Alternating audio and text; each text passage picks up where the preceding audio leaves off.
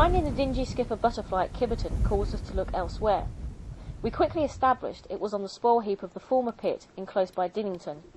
We then found it at Orgreave in Sheffield, the site of a pitched battle during the year-long miners' strike, and at Waleswood at the top end of the Rother Valley Country Park, where there is also a colony. Presumably, we would have found the Dingy on old pit spoil heaps like those at Faircroft, Markham, Maine, just over the Derbyshire border, and at the still working pit of Ireland, just north of Markham.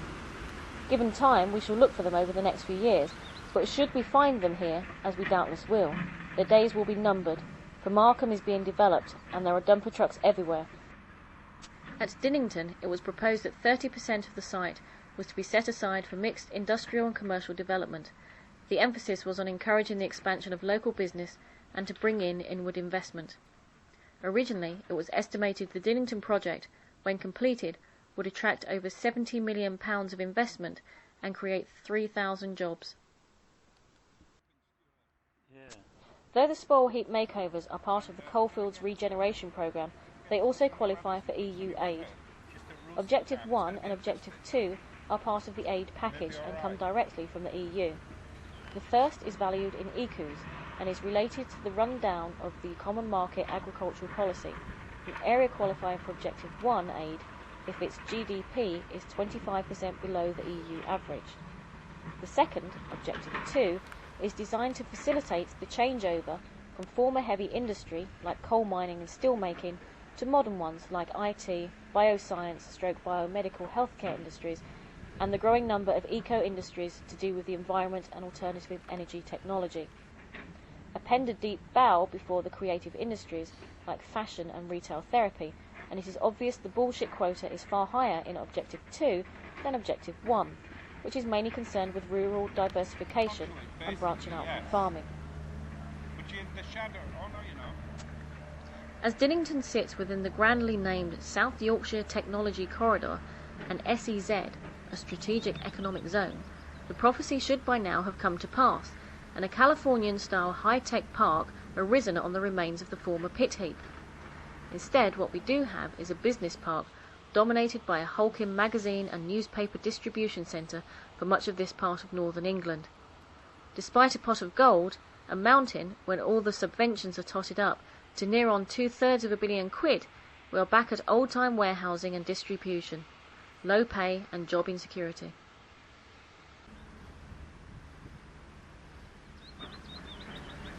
Can you tickle it a bit to move it off, David? David? Yeah? Could you just tickle it a bit to move it off?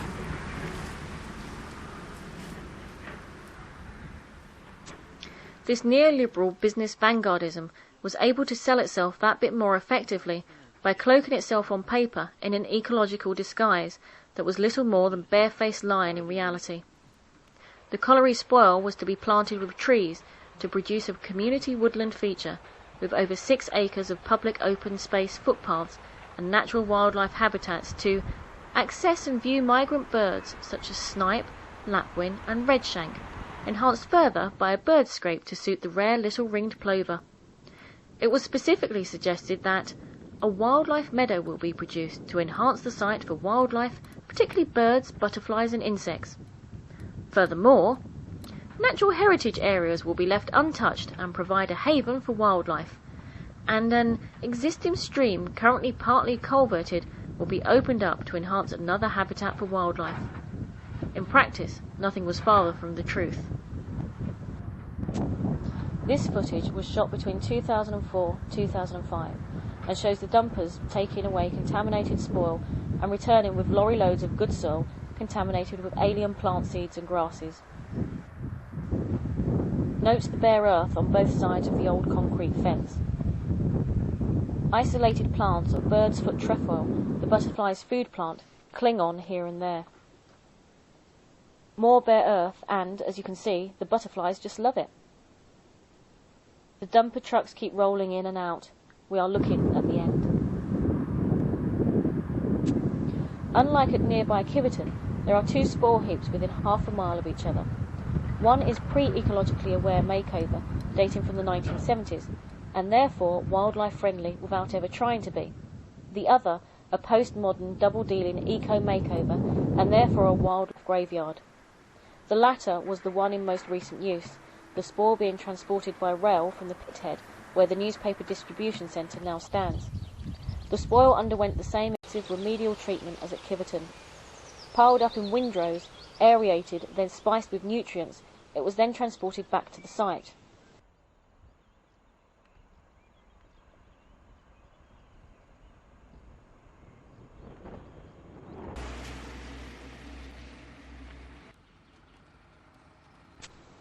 One of the country's most active commercial developers, Priority Sites, was given the job of developing the high-tech business units on part of the former Dinnington colliery site.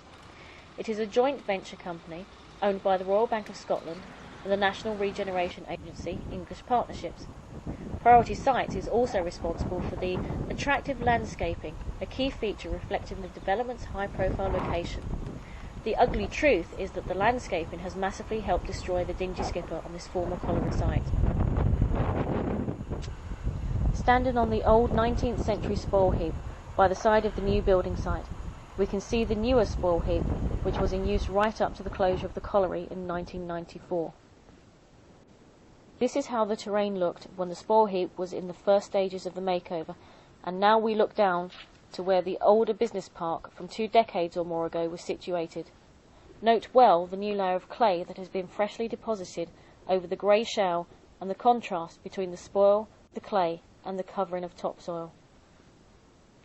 Observe all the new paths and the new imported vegetation, the charlock and the ryegrass, and there in the background, peeking out over the new soil cover, is the landmark steeple of Lawton Church.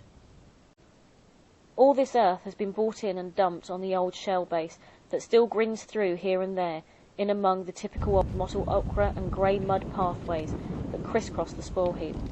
And there in the distance, still in preparation, is the new lined bird scrape for the little ringed plover. Here we are on the top of the new spoil heap once more, with the landmark Lawton Church steeple in the background. Most likely there was a Dingy Skipper colony hidden away somewhere in this huge area, but we never found one, as we were too late. And even if we had, we could have done sod all about it. At least we were spared that heartache. However, it is on the other, much older spoil heap, close to where the pit shaft winding gear once stood, that the Dingy Skipper is now to be found. But for how long? Again, SK58 birders were given the exact grid references, and the 4 small colonies clearly indicated on the lavishly produced development plan, which was then passed on down the line, in theory at least, to the various development bodies. Biodiversity officials on Rotherham Council certainly knew of their existence. All but one of these colonies were in the areas not earmarked for development. Unsurprisingly, the colony on the flat terrain where the new business park has been located rapidly became a victim of development, as did one of the nesting sites of the legally protected little ringed plover.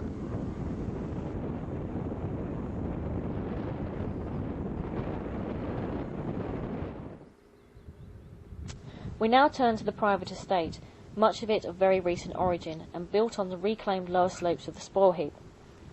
Advertised as an executive estate, like all the other new build estates on former pit spoil heaps, the snob label and banqueting suite show house mask the fact that most homeowners have very modest jobs as low-grade civil servants, butchers, plumbers, lorry drivers, etc. Designed to encourage residents to believe they are a better class of person than they are, estates like these ostentatiously project a green image as part of their marketing strategy. Recycling crates appeared on the estate well before they did in the streets of neighbouring Sheffield.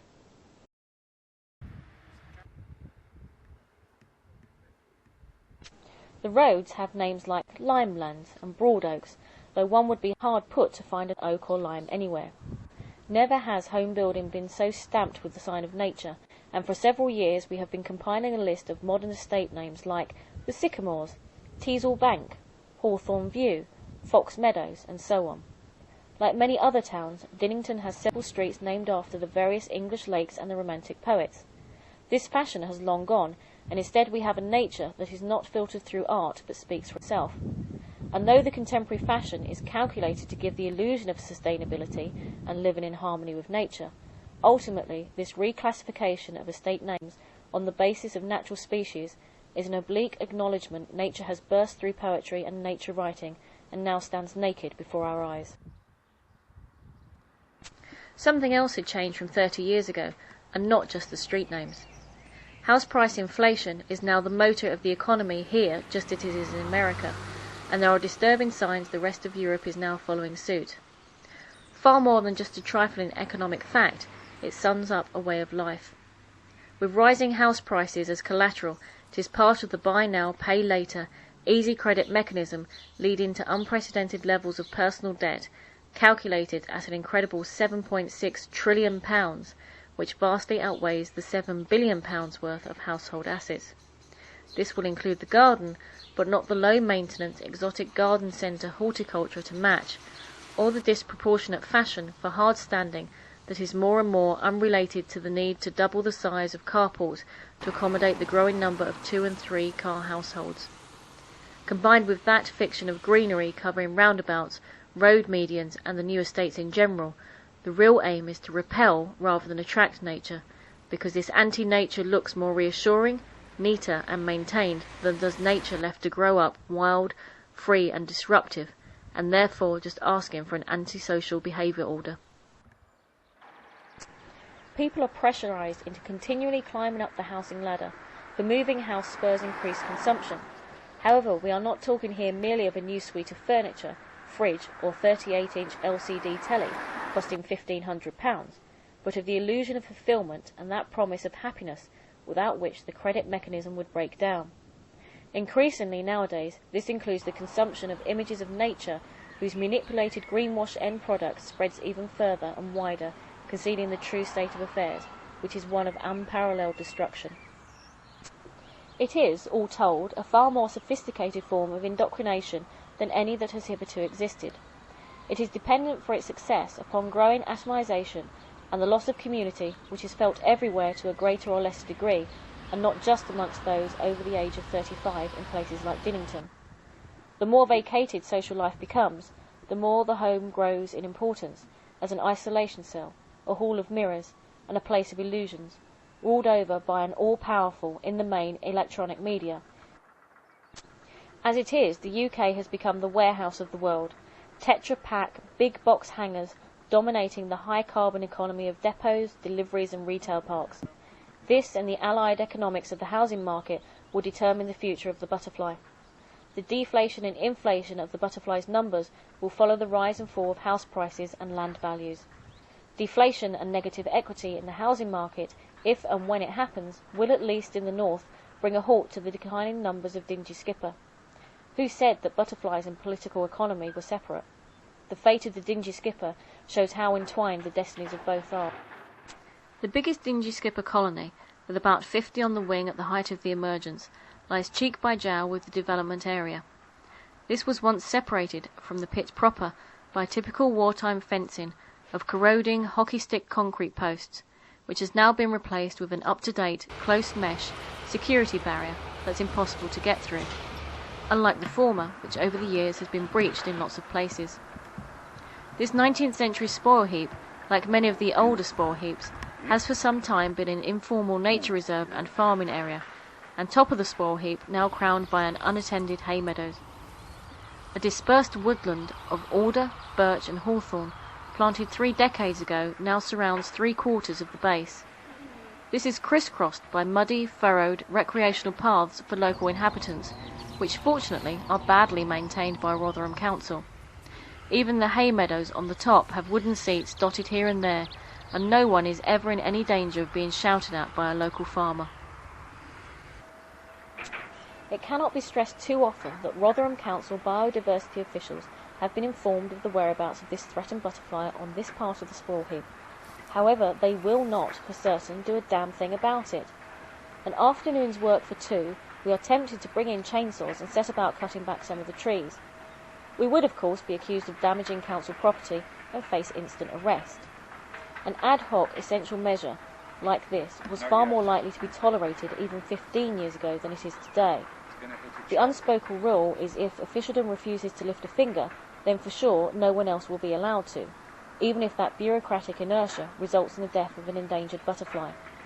And when the butterfly has gone, we fully expect the council to turn round and accuse us of not trying hard enough to awaken them from ecological denial made 10 times worse by the facade of ecological concern. Any excuse will do just so long as biodiversity officials are left in peace to pick up their paycheck at the end of the month. The only colony that is, alas, likely to survive is the much smaller one at the very top of the spoil heap, overlooking a Tesco supermarket on one side and the site of the old colliery on the other, the hill lovingly represented in the naive painting of the colliery pithead. The only other possible colony is a very precarious one indeed, of little more than 4 or 5 adults, scattered among what is locally known as the hedges at the very base of the spoil heap. Squashed between a road and a 1970s private estate, at one end there is a roundabout leading to the bus station and High Street. Rotherham Council denies that there are plans to convert it into a skating rink. A basic coming together, say to protest at the demise of the Dingy Skipper, grows ever more unlikely. Given the situation in South and West Yorkshire, it would be striking at the very heart of contemporary society, bringing into question so much more than the survival of a threatened butterfly that had the misfortune to take up residence on a former industrial spoil heap earmarked for housing, that most crucial of all modern developments. And no tinkering like informing various biodiversity groups and other authorities is going to alter this fundamental fact. Henceforth, their chief concern will be one of obfuscation, to stop the cat getting out of the bag. What is really needed is the will to change the world and life, because nothing else has a hope of succeeding. For the battle to save the Dingy Skipper is also now part of a wider battle to save humanity.